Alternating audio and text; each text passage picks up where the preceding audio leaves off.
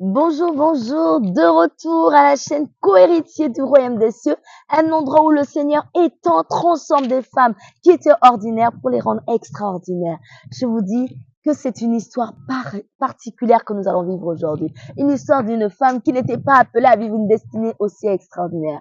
Alors avant de commencer, je me présente pour ceux qui ne me connaissent pas. Je m'appelle Bibem Katuisia, j'ai 38 ans, je suis une maman d'un enfant de 12 ans et je suis passionnée de l'expansion de la femme. Je suis déterminée à rendre chaque femme dans sa génération une femme extraordinaire. Quel que soit son passé, quel que soit ce qu'elle aurait vécu, aujourd'hui, nous aurons le privilège de parler de Ruth. Dis avec moi Ruth.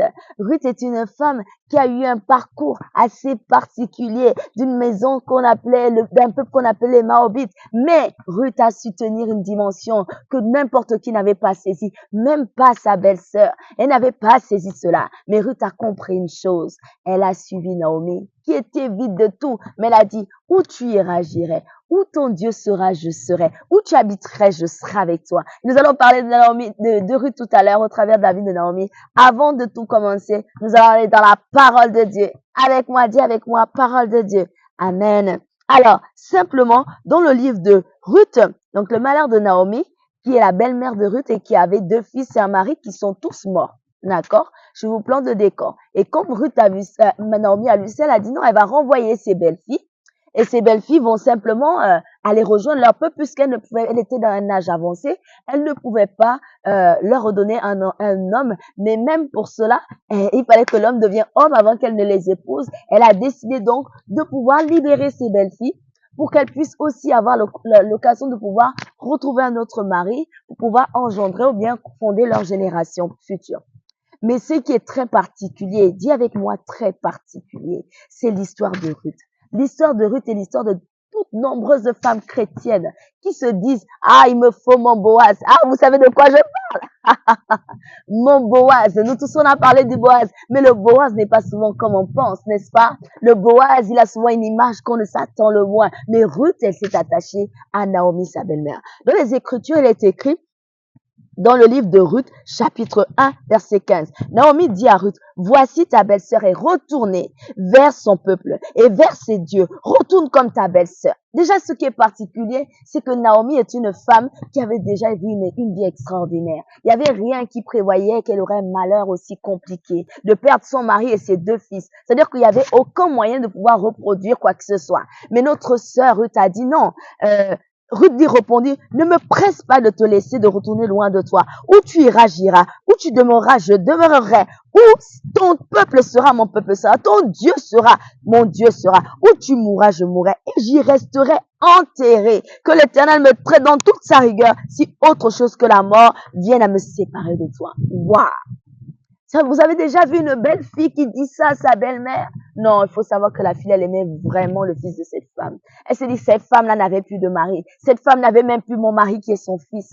Peut-être que moi, je me dis à la place de Ruth, elle s'est dit, peut-être que moi, je lui donnerai encore la chance de garder le nom qui m'a été pris. Puisque, en général, à cette époque-là, il faut savoir que la femme avait le droit de pouvoir épouser l'autre fils si l'un des fils mourait. Mais sauf que là, tous les 2 fils sont morts et même le mari est mort. Donc, il n'y avait pas de descendants. Et l'histoire nous raconte que Naomi, la voyant décider à aller avec c'est ça, ses instances. Naomi se dit, non, cette petite fille-là, elle est particulière. Dis avec moi, je suis particulière. Oui, ma sister, tu es particulière. Ce que tu veux, tu l'obtiens parce que tu montres ta détermination. Parce que tu te dis, même lorsque je regarde, il faut avoir la vision de l'aigle. et Ruth, quand vous regardez l'histoire de Ruth, Ruth sortait d'un peuple où il y avait plusieurs dieux. D'accord? Le peuple de Moabit, c'était vraiment plusieurs dieux. C'est issu des peuples du neveu de Moïse qui s'appelait Lot. En fait, ces filles ont dû commettre un péché en commettant l'inceste avec leur père et ça a donné ce peuple de Moabit. Et là-bas, il y avait plusieurs dieux. Donc, quand elles épousaient les fils de Naomi, elles sortaient quand même du cadre de leur Dieu qu'ils avaient. Ils ont rencontré une dame sûrement comme Naomi. Elle était sûrement une femme de prière, une femme qui était en connexion avec Dieu. Elle voyait ce que Dieu faisait. Mais quand elles ont vécu quelque chose de compliqué, en fait, l'autre belle-sœur a dû partir. Mais Ruth s'est dit non. Là où j'étais là-bas, il y avait des divisas. Là où j'étais, il y avait sûrement des choses compliquées. Mais moi, je veux suivre cette femme-là. J'ai vu que cette femme-là, 4 heures du matin, elle est rakasobariacha. Même lorsqu'elle est triste, on disait que Ruth a sûrement observé l'attitude de Naomi. Elle s'est dit non, c'est pas possible. Et on se dit que quand Naomi part de là où elle va avec Ruth, on dit qu'elles furent ensemble le voyage jusqu'à leur arrivée à Bethléem. Et lorsqu'elles entrèrent dans Bethléem, toute la ville fut émue à cause d'elles. Et les femmes disent, est-ce Naomi? On n'a pas retenu Naomi. Naomi était complètement dénaturée. Elle avait perdu toute sa splendeur. Elle avait perdu toute sa joie. Elle avait perdu tout ce qu'elle avait de plus précieux. Elle avait perdu son mari et ses 2 fils. Mais ce qui est très puissant dans cette histoire, c'est qu'elle n'était pas revenue très seule. C'est vrai qu'elle-même, elle a dit dans sa parole que parlerez-vous, Naomi, après que l'Éternel s'est prononcé contre moi et que le Tout-Puissant m'a affligé. Ainsi revers le pays de Moab, Naomi et sa belle-fille Ruth la Moabite. Ils arrivèrent à Bethléem au commencement de la moisson des orges. Au commencement de la moisson des orges. Est-ce que ça vous parle? C'est un commencement. La fin d'une chose vaut mieux que son commencement. Mais là, on voit bien que Naomi a fini quelque chose. Hein? Elle a fini une dimension elle a perdu son mari et ses 2 enfants. Mais quand vous regardez, on dit qu'au commencement, la moisson des orges commence. Et là, ça me parle. Je me dis, waouh, pourquoi on parle de commencement de là? Ça veut dire qu'il y a un début de quelque chose. Allons-y un peu plus devant. Et puis, on constate que Naomi, notamment, elle n'avait pas de moyens, vu que quand on n'avait plus de mari, il n'y avait plus du tout. Elle est revenue là parce que c'était là où, c'était là où elle était issue. Mais, qu'est-ce que se passait Ruth, notre sister Ruth, notre merveilleuse sister Ruth, qu'est-ce qu'elle faisait? Elle avait tendance à aller travailler. Tout ce que Naomi lui disait de faire, elle faisait. Elle allait tout le temps vanner. Elle dit que Naomi avait un parent de son mari, c'était un homme puissant et riche de la famille d'Elimelech. Elimelech, c'était son mari. Et se nommait Boaz. Ah, notre gros Boaz. Et ce qui se passe, c'est que Ruth, la Moabite, on l'appelle la Moabite jusque-là. Ruth a dit à Naomi, laisse-moi, je te prie, aller glaner des épis dans le champ à celui des yeux lequel je trouverai grâce. En fait, Ruth, elle était tellement percutante, elle savait que si elle va dans cet endroit, et on l'a déjà dit que dedans, là, il y avait le frère de la maison d'Elimelech. Elle s'est dit que non, laisse-moi aller vanner, peut-être que là-bas, je vais trouver quelqu'un qui va sauver ton nom, parce qu'elle était devenue la fille de Naomi. D'accord? Elle s'est donnée à Naomi comme une fille, plus qu'un homme. On dit que des fois, l'enfant qui te choisit, ce n'est pas pareil comme l'enfant que toi tu as mis au monde. L'enfant qui te choisit tel que tu es. L'enfant qui vient au monde, c'est qui n'a pas eu de choix, il est dans ta vie. Mais elle a choisi Naomi. Dis avec moi, choisi. Dans la vie, il faut faire des choix. Il faut faire des choix. Et ces choix t'emmèneront quelque part. Soit, voilà, il faut faire des bons choix, si on peut dire ça comme ça. Et qu'est-ce que Ruth fait? Ruth, à la vannée, elle répondit, va ma fille. Ce n'est plus sa belle-fille. Elle appelle maintenant, va ma fille. Dis avec moi, ma fille. Et à un moment donné, elle alla glander dans un champ derrière les moissonneurs et elle trouva par hasard que la pièce de terre appartient à Boaz, qui était de la famille d'Elimelech. Par hasard. Oh, avec le Seigneur, il n'y a pas de hasard. On est d'accord. Mais sauf que, on dit au début que il lui répondit, et voici Boaz vint à Bethléem, et il dit au moissonneur, que l'Éternel soit avec vous. Boaz est un homme de feu. Dis avec moi, un homme de feu. Et il bénissait les gens sans exception. Et on dit aussi que, ils répondirent que l'Éternel se bénisse. Et Boaz dit à son serviteur chargé de surveiller la moissonneur, à qui est cette jeune femme-là? Elle moissonnait. Elle avait l'intention d'aller, et on dit bien que Ruth dit, laisse-moi, je te prie, aller glaner des épis dans le champ de celui aux yeux duquel je trouverai grâce. Donc, ça veut dire que quelque part, elle savait où elle allait. Et dis avec moi, elle était très intentionnelle. Il faut être intentionnel quand la vie te tombe sur la tête.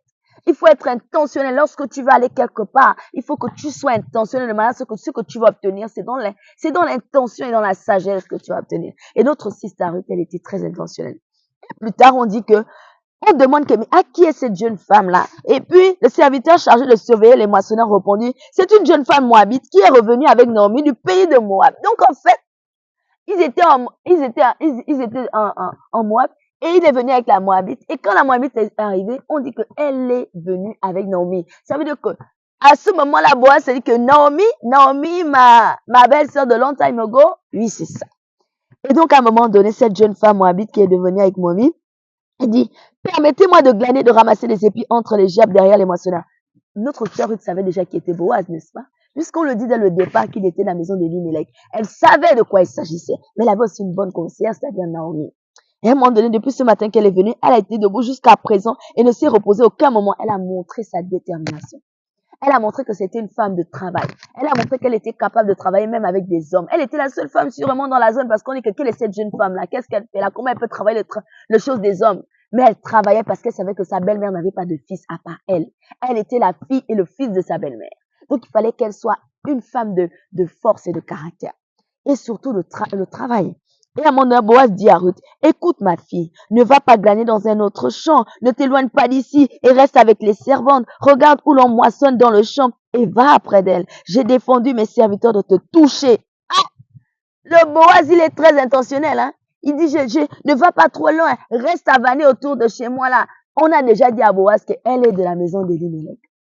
Et Boaz sait qu'elle est venue avec Naomi.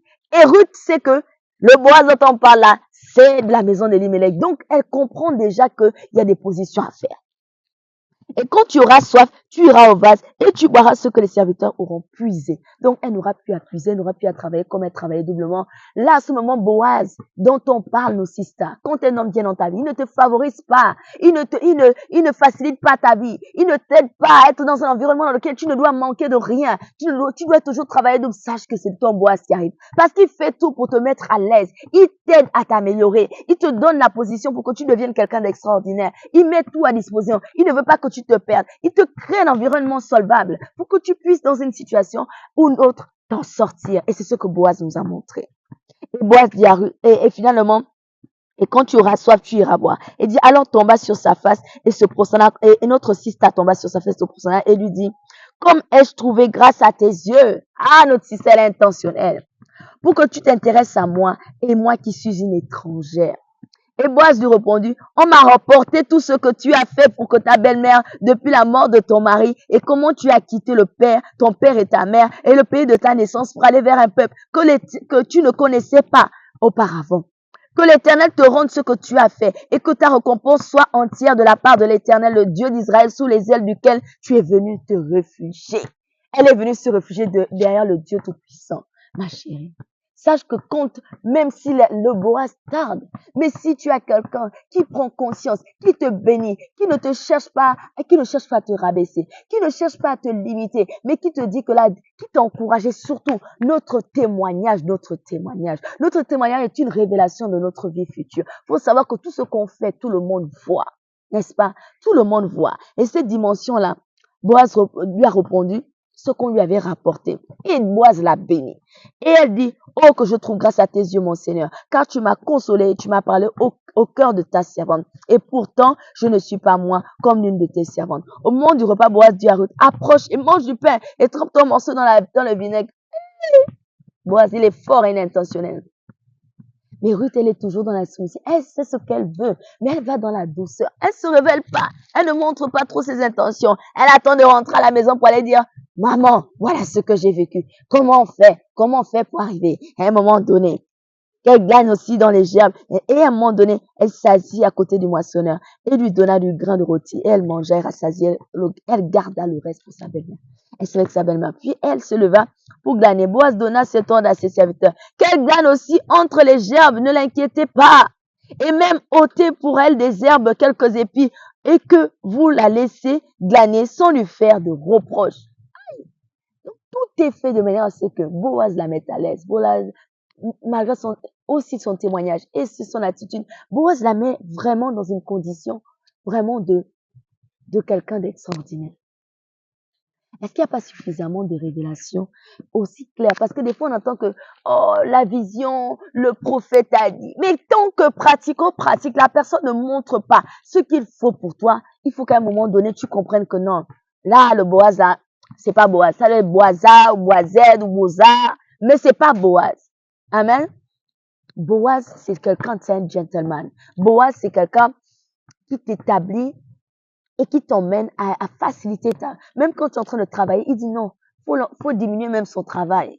Boaz est comme ça. Et Ruth continue à être une femme. On remarque que Ruth, elle est vraiment soumise. Elle demande. Elle ne vole pas. Elle se pose et vraiment, elle est dans une douceur. Elle ne se révèle pas à Boaz, mais elle sait que Boaz est de la maison d'Elimelech. Ah, vous êtes d'accord avec moi? Elle le sait. Mais elle attire Boaz par son attitude, par son témoignage, par sa façon de faire. Est-ce que tu es conscient de l'estime de soi que Ruth avait?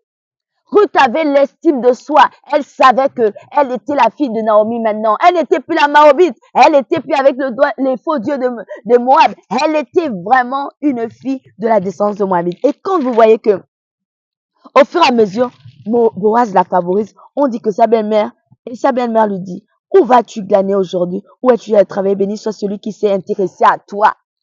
Et Ruth fit connaître à sa belle-mère chez qui elle allait travailler. L'homme chez qui j'ai travaillé aujourd'hui, dit-elle, s'appelle Boaz. Naomi dit à sa belle-fille, qu'il soit béni de l'Éternel qui se montre miséricordieux pour les vivants, comme il fut pour ceux qui sont morts. Cet homme est de notre parent, lui dit encore Naomi. Il est de ceux qui ont droit sur nous de rachat. Et Ruth, la Moabite, ajouta, il m'a dit aussi, reste avec mes serviteurs jusqu'à ce qu'ils aient achevé toute ma moisson.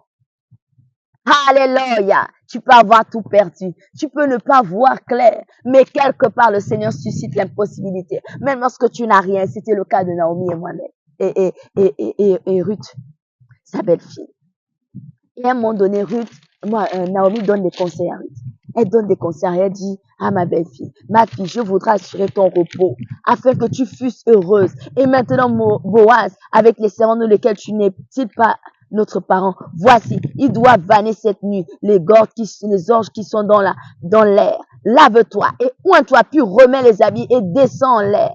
Tu ne feras connaître qu'à lui jusqu'à ce qu'il ait achevé de manger et de boire. Et quand il ira se coucher, observe le lieu où il se couche. Ensuite, va découvrir ses pieds et couche-toi. Et il te dira lui-même ce que tu as à faire. Elle prépare le terrain.